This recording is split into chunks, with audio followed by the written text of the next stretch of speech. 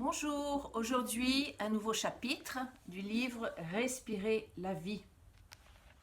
Ce chapitre s'intitule Vider le mental. Nos émotions sont les conséquences de notre mental.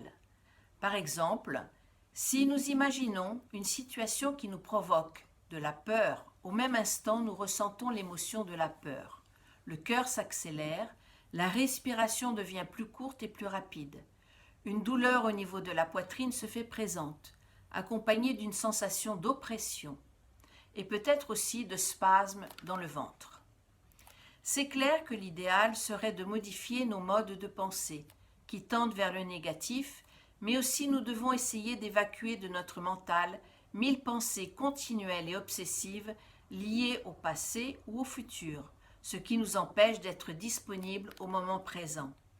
Une respiration consciente dilue cette concentration mentale excessive, distribue l'énergie qui libère la cage thoracique à travers une expiration profonde et soulage la tension.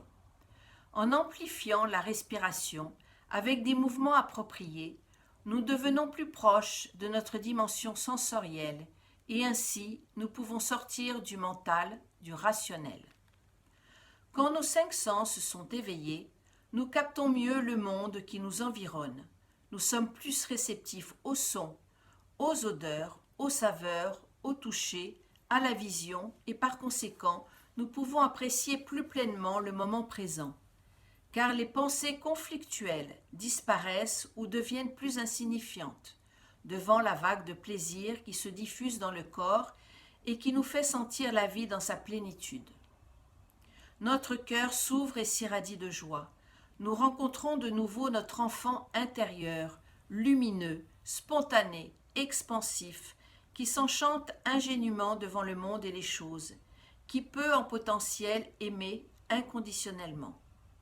Nous retournons à l'état pur de l'être, sans préoccupation et libre.